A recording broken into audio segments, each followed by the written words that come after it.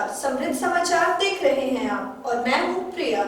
खबरों की शुरुआत करें उससे पहले आइए देख लेते हैं क्या है आज की सुर्खियाँ। हेडलाइन स्पॉन्सर्ड बाय मजबूती की बेजोड़ पहचान ASR 600 TMT बार, सुरक्षा ज्यादा, मजबूती का वादा। काजिम अली हार्डवेयर, करबला मैदान के सामने, Barwadi, Giridih. Pradeep electric store, Maktapur road, Giridih. Crest care multi specialist hospital, Dwarpahari road, Jamua थाना के निकट, Giridih. Nav ultrasound and diagnostic centre, Bodo petrol pump के सामने, Giridih. Delhi public school, Harsingh Raidih, Giridih. NDRF की टीम ने 9 घंटे रेस्क्यू कर निकाला खदान में डूबे युवक का शव। रविवार को सरिया में नहाने के दौरान खदान में डूब गया था युवक। परीक्षा परिणाम में सुधार की मांग को लेकर अभाविप ने किया प्रदर्शन। गिरिडीह महाविद्यालय गिरिडीह के प्रशासनिक भवन में की तालाबंदी। 9 सूत्री मांग को लेकर डीलरों ने दिया 1 दिवसीय धरना। प्रधानमंत्री के नाम उपायुक्त को सौंपा ज्ञापन। और विश्व जनसंख्या दिवस पर सदर अस्पताल समेत सभी प्रखंडों में परिवार स्वास्थ्य मेला का किया गया आयोजन। 15 दिन तक चलेगा विशेष परिवार नियोजन अभियान।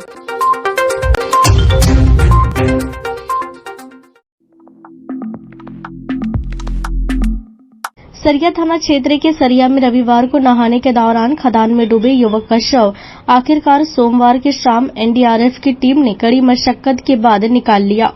बता दें कि सरिया के पावापुर गांव निवासी मुन्ना यादव का 20 वर्षीय पुत्र प्रकाश यादव रविवार की सुबह करीब 10 बजे अपने दोस्तों के साथ खदान में नहाने गया था। इसी दौरान वह गहराई में डूब गया। घटना के बाद शव को निकालने के लिए काफी जद्दोजहद की गई, लेकिन कोई सफलता नहीं मिली। इसके बाद स्थानीय प्रशासन द्वारा एनडीआरएफ की टीम को बुलाया गया, जिसके बाद करीबन 9 घंटे रेस्क्यू कर 12 सदस्यीय टीम ने शव को बाहर निकाल लिया। घटना के बाद परिजनों के चित्कार से माहौल गमगीन हो गया। वहीं कल से ही मौके पर जुटी लोगों की भीड़ की आंखें भी नम हो गई। मौके पर पुलिस के द्वारा शव को कब्जे में लेकर अंत परीक्षण के लिए भेजा जा रहा है। घटना की सूचना पर रविवार को विधायक विनोद सिंह घटनास्थल पर पहुंचे थे और आज भी वे मौके पर पहुंचे व शोकाकुल परिवार को ढाढ़स बंधाया। वहीं शव के निकलने के पूर्व केंद्रीय शिक्षा राज्य मंत्री सह कोडरमा सांसद अन्नपूर्णा देवी भी मौके पर पहुंची थी और घटना पर दुख व्यक्त करते हुए परिजनों को हिम्मत दिया था।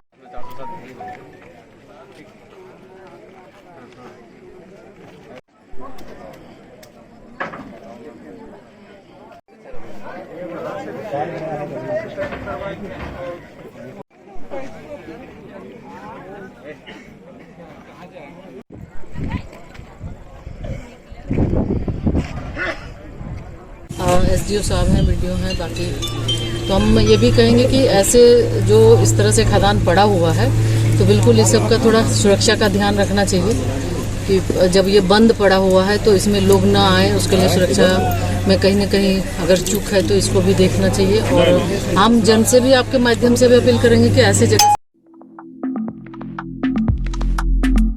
स्नातक सेमेस्टर 1 की परीक्षा परिणाम में सुधार की मांग को लेकर सोमवार को अखिल भारतीय विद्यार्थी परिषद के बैनर तले छात्रों ने गिरिडीह महाविद्यालय गिरिडीह के प्रशासनिक भवन में तालाबंदी कर दी। इस बाबत छात्र नेताओं व छात्रों का कहना था कि त्रिस्तरीय पंचायत चुनाव प्रक्रिया के लिए गिरिडीह कॉलेज में क्लस्टर बनाया गया था। इस दरमियान स्नातक सेमेस्टर 1 में हुए प्रैक्टिकल की परीक्षा में छात्र जानकारी के अभाव में प्रैक्टिकल परीक्षा नहीं दे सके थे, जिससे उन्हें प्रैक्टिकल परीक्षा में अनुपस्थित दिखाकर प्रमोट कर दिया गया है, जो कि गलत है। उन्हें प्रैक्टिकल से संबंधित जानकारी ही नहीं मिल पाई थी। इसी वजह से आज तालाबंदी की गई है। वहीं इस संबंध में प्राचार्य डॉक्टर समीर सरकार ने कहा कि पिछले दिनों इस संबंध में छात्रों द्वारा उन्हें आवेदन दिया गया था। आवेदन को उन्होंने यूनिवर्सिटी भी भेजा था। कहा कि परीक्षा नियंत्रक से भी छात्रों की इस समस्या पर उन्होंने बात की। जो भी होगा वह यूनिवर्सिटी ही करेगी। प्राचार्य ने बताया कि वे अपने स्तर से हर संभव प्रयास कर रहे हैं। इसके बावजूद तालाबंदी करना दुर्भाग्यपूर्ण है। प्राचार्य महोदय एक बार हम लोग से मिलने नहीं आए हैं और साइड में भारत माता की जय, वंदे मातरम, वंदे मातरम। आज अखिल भारतीय विद्यार्थी परिषद कॉलेज इकाई के द्वारा कॉलेज में तालाबंदी किया गया, जिसका मुख्य कारण है पिछले दिनों जिसका सेमेस्टर 1 का रिजल्ट आया 80% स्टूडेंट को प्रैक्टिकल में अब्सेंट कर दिया गया है। और प्रैक्टिकल एग्ज़ाम जब चुनाव यहाँ क्लस्टर बनाया गया था उस समय प्रैक्टिकल एग्ज़ाम लिया गया, जिसके कारण सारे विद्यार्थियों को इसकी सूचना प्राप्त नहीं हो पाया और अचानक एग्ज़ाम ले लिया गया, सारे स्टूडेंट उपस्थित नहीं हो पाए। मैं यहाँ तालाबंदी किए, इसके बावजूद भी प्रिंसिपल यहाँ रहने के बावजूद भी प्रिंसिपल हम लोग से ना मिलने आ रहे हैं ना हम लोग से बात कर रहे हैं। मैं इसका पुरजोर विरोध करता हूँ। मैं प्रिंसिपल महोदय से भी आग्रह करता हूँ कि आप वीसी से बात कर इसका कुछ समाधान निकालें, अन्यथा हम लोग का आंदोलन जारी रहेगा। मांग यही है कि जो हम लोग को प्रैक्टिकल में जो कम मार्क्स दिया मतलब फेल कर दिया गया है और जो थ्योरी है उसमें पास कर दिया, फिर भी हम लोग का प्रमोटेड हो गया है।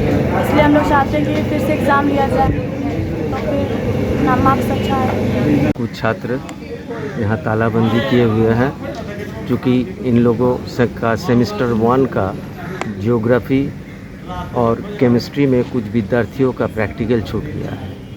तो ये लोग हमारे पास आवेदन लेके आया था आज से 4-5 दिन पहले, जिसे कि हमने फॉरवर्ड कर दिया। यूनिवर्सिटी ऑफिस में उसे जमा भी हो गया है और उसका रिसीविंग भी मेरे पास है। ये बात हम सारे लोगों को बता भी चुके हैं, इसके बावजूद भी ये लोग मान नहीं रहे हैं। बोल रहा है कि हमारी ओर से कुछ प्रयास होना चाहिए। हमारी ओर से जितना प्रयास होना था हमने किया। अभी हम फ़ोन से भी कंट्रोलर ऑफ एग्ज़ाम से बात किए और हम कहे कि आप इस दिशा में सोचिए कि कुछ क्या किया जा सकता है। हो सकता है कि कुछ इन लोग का हो, लेकिन हमारी ओर से अभी कोई कमी नहीं है। हम इन लोगों के साथ हैं, इसके बावजूद भी तालाबंदी हुआ है। बहुत दुर्भाग्य का विषय है। अपनी मांगों की पूर्ति के लिए डीलरों ने आंदोलन का बिगुल फूंक दिया है। इसी कड़ी में सोमवार को पूर्व निर्धारित कार्यक्रम के तहत फेयर प्राइस डीलर एसोसिएशन के बैनर तले डीलरों ने पपरवाटाड़ स्थित न्यू समाहरणालय परिसर में 1 दिवसीय धरना दिया। वहीं धरना प्रदर्शन के बाद एक शिष्टमंडल ने उपायुक्त से मुलाकात कर प्रधानमंत्री के नाम एक ज्ञापन सौंपा। धरना प्रदर्शन में जोरदार नारेबाजी करते ही डीलरों ने अपनी मांगों की पूर्ति किए जाने की मांग की। बताया गया कि कोरोना जैसे महामारी की स्थिति में डीलरों ने अपने कर्तव्यों का निर्वहन किया, इसके बावजूद उनके साथ नाइंसाफी की जा रही है। हमें ना तो सरकारी कर्मियों के समक्ष दर्जा दिया जाता है और न ही जीवन यापन के लिए पर्याप्त कमीशन या प्रोत्साहन भत्ता ही दिया जाता है। कोरोना योद्धा का दर्जा तक नहीं दिया गया और न ही मृत विक्रेताओं को मुआवजा ही दिया गया। जबकि राजस्थान सरकार ने 50 लाख रुपए दिए, गुजरात सरकार ने 50 लाख की घोषणा की और पश्चिम बंगाल ने 2 लाख देने का आदेश दिया। अगुवाओं ने कहा कि ऑल इंडिया फेडरेशन के माध्यम से बार-बार ज्ञापन धरना प्रदर्शन के माध्यम से सरकार का ध्यान आकृष्ट करने का लगातार प्रयास किया गया है, लेकिन दुर्भाग्यवश हमारी मांगों को गंभीरता से नहीं लिया गया। कहा कि यदि हमारी मांगे पूरी नहीं होती है तो आगे जोरदार ढंग से आंदोलन किया जाएगा। जिंदाबाद जिंदाबाद भारत माता की जय, भारत माता की जय। गिरिडीह जिला एसोसिएशन जिंदाबाद जिंदाबाद, कर्नाचा जिंदाबाद जिंदाबाद जिंदाबाद, मोदी जिंदाबाद जिंदाबाद जिंदाबाद। और हम आगे सक्रिय हो सकेंगे। आप देख रहे हैं एक कदम भी चलेंगे तो प्रयास की आवश्यकता है। आज के प्रोग्राम में आगे के प्रोग्राम में एक समस्या मांगे पूरी हो, पूरी हो, पूरी हो, पुत्री मांगे पूरी हो, पूरी हो, पूरी हो। डीलर एकता जिंदाबाद। इसी संघर्ष की कड़ी में आज लेकर प्रदेश से लेकर इसके बाद केंद्र तक एसोसिएशन के बैनर तले पूरे राष्ट्र में हर जिले में एक धरना दिया जा रहा है। उस धरना के माध्यम से सभी जिले के उपायुक्त को एक मांग पत्र हम लोग माननीय प्रधानमंत्री जी को सौंपेंगे। और आज जो डीलर है तो सरकार के द्वारा काफ़ी अपेक्षित है। हमारे देश के 6,30,000 डीलर ने पूरे कोरोना काल में फ्रंट लाइन में उतर के रोड पर उतर के 80 करोड़ जनता का पेट भरा है। जो लाभुक दुकान में नहीं आ सकते थे उनको घर घर जाके अनाज पहुंचाया है। और उस दरमियान पूरे देश में हमारे करीब 7,000 जन वितरण विक्रेता जनता की सेवा करते हुए वीर गति को प्राप्त हुए। बहुत से स्टेट में वहाँ की स्थानीय सरकार ने हमारे डीलर जो शहीद हुए, जनता का पेट भरते हुए मुआवजा दिया गया। हमारे झारखंड में भी करीब 120 आदमी कोरोना का काल के शिकार हुए, लेकिन उन पर सरकार के द्वारा किसी तरह का कोई मुआवजा नहीं दिया गया। आज जो हमारी 9 सूत्री मांग है, उस मांग के समक्ष मैं आपको कुछ बताना चाहता हूँ। वर्ल्ड फूड प्रोग्राम के तहत एक कमीशन ने सरकार के समक्ष सिफारिश की थी कि जन वितरण विक्रेताओं को 50,000 रुपया मासिक मानदेय दिया जाए। इस पत्र के माध्यम से हम माननीय प्रधानमंत्री से हम गुहार लगाते हैं कि हमें भी जो सिफारिश है वर्ल्ड फूड प्रोग्राम के कमीशन के द्वारा वो हमें दिया जाए। चावल, गेहूं, चीनी जैसे खाद्य पदार्थों में 1 किलो प्रति क्विंटल हैंडलिंग लॉस देने पर बनी सहमति के आधार पर सभी राज्यों से हमारा निवेदन है कि इसे अविलंब लागू करवाया जाए। सभी राज्यों के राशन दुकानों में देश की बड़ी आबादी को खाद्यान्नों के साथ खाद्य तेल और दाल की आपूर्ति के लिए प्रति माह की स्वीकृति दी जाए। एलपीजी गैस जो देश के सभी जिलों में मौजूद डिस्ट्रीब्यूटरों के माध्यम से उपभोक्ताओं को संबंध कर वितरित कराया जाता है, उसे राशन की दुकानों से भी कुछ उपभोक्ताओं को संबंध कर एलपीजी सिलेंडर की बिक्री करने का प्रावधान किया जाए, जिससे राशन दुकानों 5 सूत्री मांग को लेकर Jharkhand local bodies employees federation के बैनर तले नगर निगम के कर्मचारी व मजदूर सोमवार से निगम परिसर में 3 दिवसीय सांकेतिक हड़ताल पर बैठ गए हैं। मजदूरों के हड़ताल का नेतृत्व राष्ट्रीय संगठन सचिव अशोक सिंह ने किया। इस दौरान जोरदार नारेबाजी करते हुए कर्मचारी व मजदूरों ने अपनी मांगों की पूर्ति के लिए आवाज बुलंद की। बताया गया कि वर्षों से कार्यरत अनुबंध कर्मी दैनिक वेतन भोगी कर्मी की सेवा सर्वोच्च न्यायालय के आदेश के आलोक में नियमित करने, सरकार द्वारा दी जाने वाली स्थापना मत से 70% प्रथा को बरकरार रखने, शून्य नीति को रद्द करने, निकाय कर्मियों को सरकारी नियमानुसार 100% पेंशन की व्यवस्था, 20 लाख रुपए की बीमा आदि की मांग को लेकर यह हड़ताल की गई। यदि मांगों को पूरा नहीं किया जाता है तो बड़े स्तर पर आंदोलन किया जाएगा। मौके पर राजकुमार सिन्हा, लखन हरिजन, लखन शर्मा, केदार हरिजन, साबिर अंसारी, मृत्युंजय कुमार सिंह, शंभू कुमार सिंह समेत निकाय कर्मचारी व मजदूर उपस्थित थे।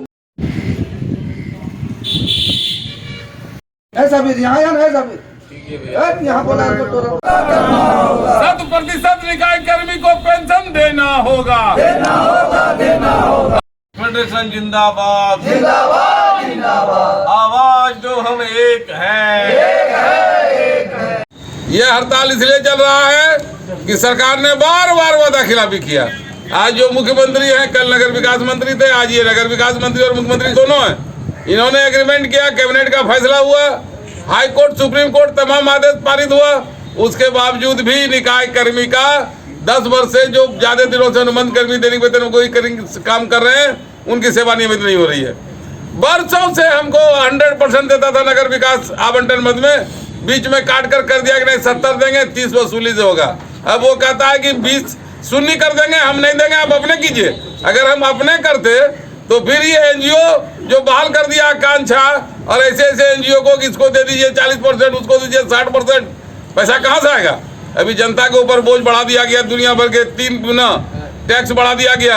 अगर वो टैक्स का फायदा अगर मजदूर और कर्मचारी होता है तो खुश होते, लेकिन हो क्या रहा? 10 गो रखता है कर्मचारी और वह काम चलाता है, और कल तक लेता था अगर 10 लाख रुपया, तो 3 गुना बढ़ जाने का मतलब उसका 30 लाख हो गया। अब वही 10 आदमी में 10 लाख कमा रहा था, अब वही 10 आदमी में 30 लाख वो कमाएगा। ये पैसा कहाँ जा रहा है? ये सब पैसा एनजीओ ठेकेदार को जा रहा है, और रात में ये पदाधिकारी और मंत्री के बीच में बंटवारा होता है। Jharkhand local bodies employees federation राज्य संघ के आह्वान पर 5 सूत्री मांगों को लेकर 3 दिवसीय ये सांकेतिक हड़ताल है, 11 से लेकर 13 तारीख तक। हमारी मांगे कोई नई मांग नहीं है, पूर्व की जो मांगे हैं, वर्षों से जो कार्यरत दैनिक कर्मी हैं उनकी सेवा स्थायी की जाए, 100% पेंशन दिया जाए और सरकार जो स्थापना मद में 70% देती थी उसको बंद कर दिया, उसको पुनः चालू किया जाए। इन्हीं मांगों को लेकर हम सांकेतिक हड़ताल पर गिरिडीह का नगर निगम कर्मचारी बैठा हुआ। विश्व जनसंख्या दिवस के अवसर पर सोमवार को गिरिडीह सदर अस्पताल परिसर में जिला स्वास्थ्य समिति की ओर से परिवार स्वास्थ्य मेला पखवाड़ा की शुरुआत की गई। कार्यक्रम का उद्घाटन जिला 20 सूत्री उपाध्यक्ष संजय सिंह, सिविल सर्जन शिव प्रसाद मिश्रा, डीपीआरओ रश्मि सिन्हा, उपाधीक्षक उपेंद्र दास ने संयुक्त रूप से दीप प्रज्वलित कर किया। कार्यक्रम के दौरान बढ़ती जनसंख्या पर रोक लगाने को लेकर उपस्थित लोगों को जागरूक किया गया। वहीं कार्यक्रम में वर्ष 2021-22 में बंध्याकरण और पुरुष नशबंदी कार्य से बेहतर प्रदर्शन करने वाली सहिया और एएनएम को प्रमाण पत्र व मोमेंटो देकर सम्मानित किया गया। नियंत्रण से भी जोड़ने का प्रयास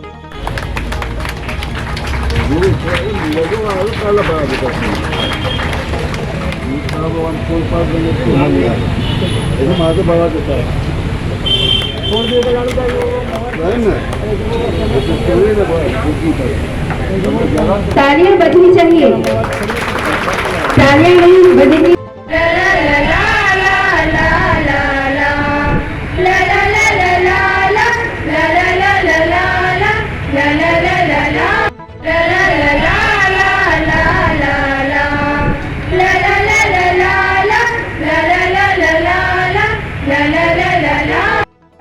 साथ साथ पीपी बहुत बहुत धन्यवाद सर।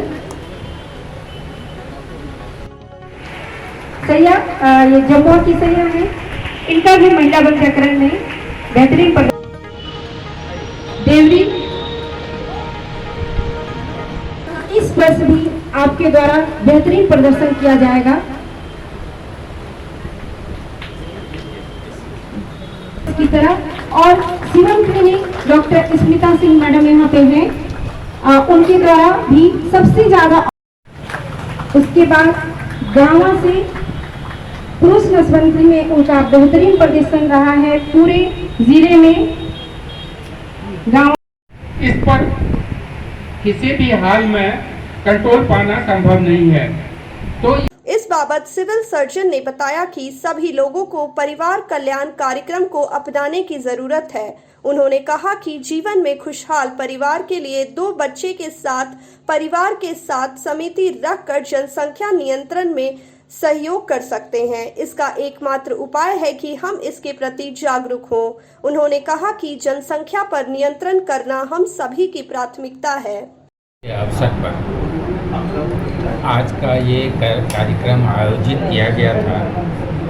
इस कार्यक्रम का उद्देश्य था कि सभी लोग परिवार कल्याण कार्यक्रम को अपनाएं किसी न किसी रूप में। इसका उद्देश्य सिर्फ परिवार में महिलाओं का या पुरुषों का बंध्याकरण या नसबंदी ही नहीं है। यह है कि खुशहाल परिवार कैसे बनाया जा सके, कैसे 2 बच्चों के बीच में अंतर रखे जा सकें और कैसे हम अपने परिवार को सीमित रखकर जनसंख्या नियंत्रण में हम राष्ट्र को सहयोग कर सकते हैं। इसके प्रति जागरूकता का ये कार्यक्रम था, जिसमें हमारे सभी कुछ जनप्रतिनिधि और हमारे स्वास्थ्य विभाग की सहियाएँ और बीटीटी और ये इन लोगों ने जो MOICs हैं और MOs हैं, जिन्होंने इस क्षेत्र में पिछले वर्ष 21-22 में अच्छा कार्य किया, अच्छे मोटिवेशन का कार्य किया, पुरुषों को महिलाओं को इस कार्यक्रम में जोड़ा और उस कार्यक्रम का लाभ दिलाया। उन लोगों को हम लोगों ने सम्मानित किया, एक दे के प्रमाण पत्र और मोमेंटो दे के किया, ताकि आगे और लोग इससे मोटिवेट हों और इस कार्यक्रम में के प्रति लोगों में जागरूकता और बढ़ चढ़ कर सब अपना हिस्सा ले सकें इस कार्यक्रम में, और इस कार्यक्रम को और आगे बढ़ाएं और राष्ट्र हित में, राष्ट्र के विकास में अपना सहयोग दें।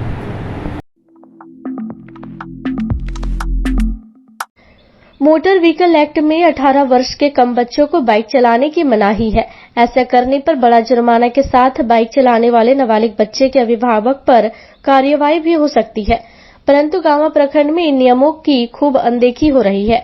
इससे आए दिन दुर्घटनाएं भी हो रही है। इसके बावजूद नियमों को ताक पर रखकर बिना किसी डर के स्कूल के बच्चे बाइक चलाते हैं। बच्चे बगैर हेलमेट के तेज स्पीड में बाइक और स्कूटर लेकर सड़कों पर घूमते हैं, लेकिन इन्हें रोकने वाला कोई नहीं। स्कूल प्रशासन, पेरेंट्स और ट्रैफिक पुलिस कोई भी बच्चों के भविष्य के बारे में चिंतित नहीं दिखाई दे रहा। खासकर परीक्षा के दौरान तो इन नाबालिग बाइकरों को एक तरह से खुली छूट मिल जाती है। बता दें कि अभी जैक द्वारा 8वीं बोर्ड की परीक्षा ली जा रही है।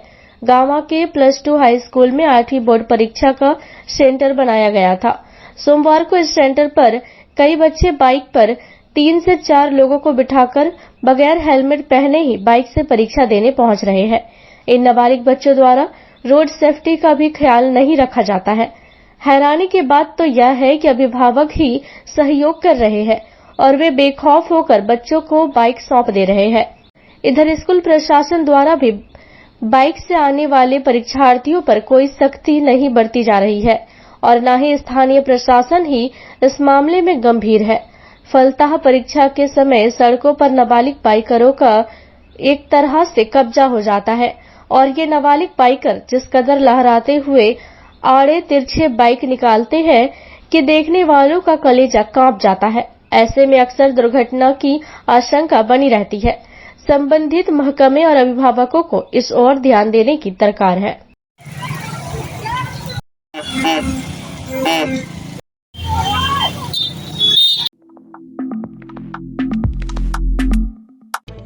लुकाय थाना क्षेत्र अंतर्गत दलाही में सोमवार को एक अज्ञात बाइक सवार ने सामने से आ रहे साइकिल सवार को जोरदार टक्कर मार दी। टक्कर में साइकिल सवार 14 वर्षीय दासू बेसरा बुरी तरह घायल हो गया, जिसे 108 एम्बुलेंस सेवा द्वारा तीसरी स्वास्थ्य केंद्र लाया गया, जहां डॉक्टर जैनेन्द्र और स्वास्थ्य कर्मी अनूप कुमार ने उसका इलाज कर बेहतर इलाज के लिए गिरिडीह रेफर कर दिया। जानकारी के अनुसार बरदौनी के दासो बेसरा अपने घर से साइकिल पर सवार होकर लोकाय की तरफ आ रहा था। तभी दलाही के पास विपरीत दिशा से आ रहे अज्ञात बाइक ने टक्कर मार दी, जिसमें दासो को पैर और सिर में गंभीर चोट आई है।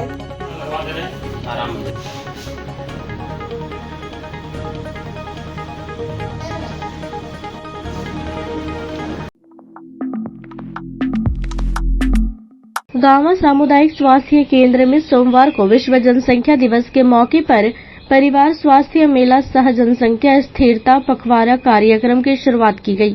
कार्यक्रम का शुभारंभ प्रखंड प्रमुख ललिता देवी, प्रभारी सीओ सह सीडीपीओ दीपक प्रसाद और मुखिया कन्हई राम ने संयुक्त रूप से दीप प्रज्वलित कर किया। कार्यक्रम में प्रभारी प्रखंड चिकित्सा पदाधिकारी डॉक्टर चंद्रमोहन कुमार, पूर्व जीप सदस्य इमरान अंसारी, राजेंद्र चौधरी, 20 सूत्री प्रखंड अध्यक्ष अजय कुमार सिंह, सांसद प्रतिनिधि श्रीराम यादव समेत कई अन्य लोग मुख्य रूप से उपस्थित थे। बता दें कि जनसंख्या दिवस के मौके पर जनसंख्या स्थिरता पखवाड़ा की शुरुआत की गई है। इसके तहत स्वास्थ्य विभाग के कर्मी क्षेत्रों में भ्रमण कर लोगों को परिवार नियोजन के लिए प्रेरित कर परिवार नियोजन का अपना उपाय लिखो तरक्की का नया अध्याय थीम पर विश्व जनसंख्या पखवाड़ा मनाएंगे। कार्यक्रम के दौरान विश्व की बढ़ती जनसंख्या पर चिंता व्यक्त की गई। सीओ दीपक प्रसाद ने कहा कि बढ़ती जनसंख्या चिंता का विषय है। यूनाइटेड नेशन की रिपोर्ट के अनुसार भारत जल्द ही जनसंख्या के मामले में चीन को पछाड़कर दुनिया में नंबर 1 बनने वाला है, जो कि गंभीर चिंता का विषय है। बढ़ती जनसंख्या से हमारे संसाधनों पर भार बढ़ेगा और सेवाओं की गुणवत्ता प्रभावित होगी। अतः हमें ईमानदारी से जनसंख्या नियंत्रण के लिए लोगों में जागरूकता लानी होगी, तभी जनसंख्या स्थिरता संभव है। मुखिया कन्हई राम ने कहा कि जनसंख्या स्थिरता के लिए स्वास्थ्य विभाग के कार्यक्रम को सफल बनाने के लिए आम लोगों को भी सहभागिता निभानी होगी। कहा कि हम दो हमारे दो के नारों को हमें घर घर तक पहुंचाना होगा।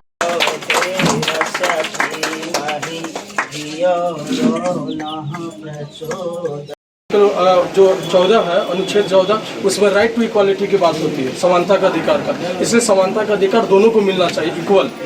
इसमें किसी हमारे जनप्रतिनिधिगण और हमारे चिकित्सा पदाधिकारी महोदय और हमारे जनप्रतिनिधि भाई बहन और सभी को इसका फायदा हम लोगों के बीच में देखने को मिला है। हम चाहते हैं सैया दीदी भी ऐसे मेहनत करते रहें, हमारे गाँव का नाम रोशन हो। इसी मैं क्या कहूँगा, जितने भी उपस्थित हमारे वक्तागण थे सब तो करीब करीब बता ही दिए। सिर्फ इस पर काम करना है, बोलने से। कोरोना के बढ़ते मामलों के बीच स्वास्थ्य विभाग ने एक बार फिर से वैक्सीनेशन को गति देना शुरू कर दिया है। गांवा में सोमवार को सामुदायिक स्वास्थ्य केंद्र में विशेष कैंप लगाकर जनप्रतिनिधियों को बूस्टर डोज व सेकेंड डोज दिया गया। इस मौके पर गांवा सीओ दीपक प्रसाद, प्रखंड प्रमुख ललिता देवी, क्षेत्रीय अध्यक्ष अजय सिंह, पूर्व जिप सदस्य इमरान अंसारी को कोरोना वैक्सीन की सेकेंड डोज दी गई। इधर 60 वर्ष से ऊपर के लोगों को लग रहे बूस्टर डोज के तहत सांसद प्रतिनिधि भगवान दास बर्नवाल को बूस्टर डोज लगाया गया। मौके पर प्रभारी चिकित्सा पदाधिकारी ने कहा कि कोरोना के मामलों में गिरावट आने के बाद गांवा प्रखंड में वैक्सीनेशन का गति काफी कम हो गई है। यहां की एक बड़ी आबादी अब भी सेकेंड डोज नहीं लगवाई है। यह चिंता का विषय है। एक बार फिर से देश में कोरोना के मामले बढ़ रहे हैं। ऐसे में वैक्सीन ही कोरोना से लोगों को बचाएगा। अतः जो भी व्यक्ति सेकेंड डोज नहीं लिए हैं वे लोग आगे आकर वैक्सीन का सेकेंड डोज लगवाएं।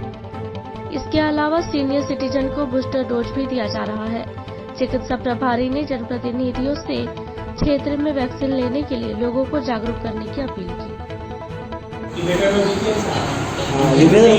फोटो भी आ गया सर। क्या करें सर, कल से पब्लिक के लिए भी प्रोग्राम फर्स्ट डोज को धनबाड़ा में लिए थे सर। सही बहुत बढ़िया काम करता है। हाँ, हम देखें इसको लेने के बाद मेडिकल वाला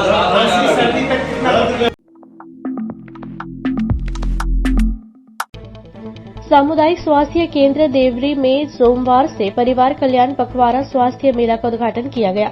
मेले का उद्घाटन देवरी प्रमुख अनुपम देवी के द्वारा विधिवत फीता काटकर किया गया।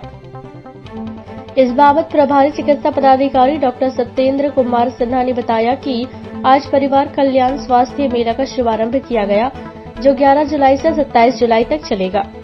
उन्होंने महिला बंध्याकरण, पुरुष नसबंदी एवं कॉपर टी लगाने के लिए अधिक से अधिक संख्या में लोगों को सामुदायिक स्वास्थ्य केंद्र देवरी पहुंचकर निःशुल्क सेवा का लाभ उठाने का अपील किया है। मौके पर प्रमुख प्रतिनिधि अजय राय, पंकज राम, डॉक्टर अनुपम डुगडुग, खिरोधर मुर्मू, एंजेलिना मनीषा कुजूर, मंजू कुमारी, नौशाद अंसारी, बीटीटी गीता देवी, शिबू मेहतर, किशन मेहतर, ओम प्रकाश ठाकुर, माइकल हेम्ब्रम, प्रेमलता यशोदा आदि मौजूद थे। देखिएगा इधर देखिएगा, इधर देखिएगा, इधर। हाँ,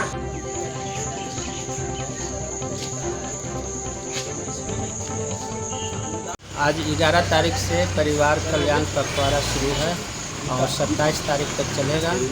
इसमें सभी लोग से अनुरोध है कि अपने क्षेत्र से महिला बंध्याकरण और पुरुष नसबंदी हेतु एवं कॉपर टी लगाने हेतु अधिक से अधिक संख्या में लोगों को यहाँ पर लाएं।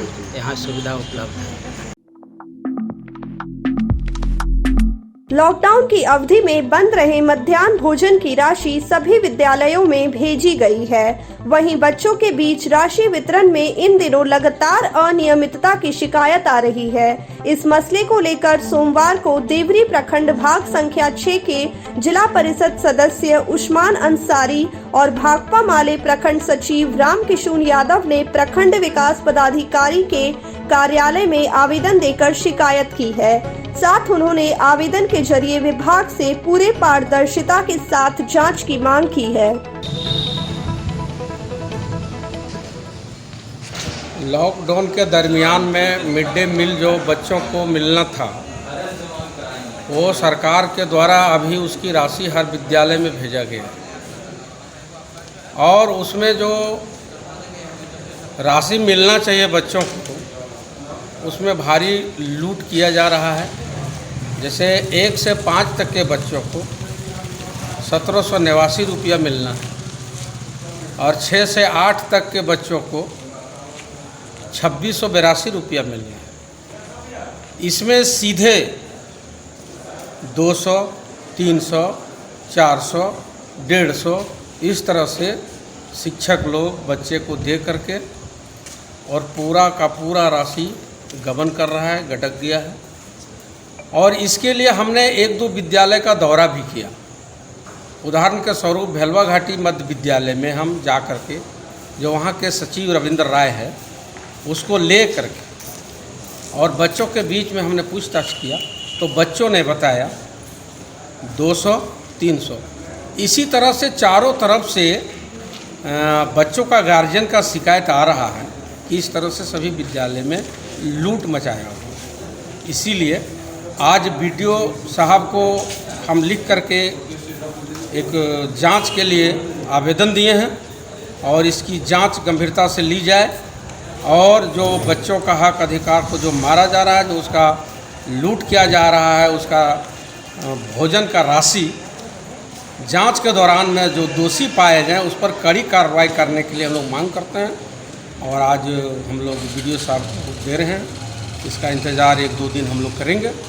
अगर रिजल्ट सही मिला, जांच सही दिशा में गया, न्याय मिला तो ठीक है, न तो आगे की कार्रवाई हो सकती है। हम लोग और उच्च वरीय पदाधिकारी को भी इसका सूचना देंगे। आज के बुलेटिन में बस इतना ही। ताज़ा तरीन खबरों को आप समृद्धसमाचार.com पर पढ़ सकते हैं। दीजिए हमारी पूरी टीम को इजाजत। नमस्कार।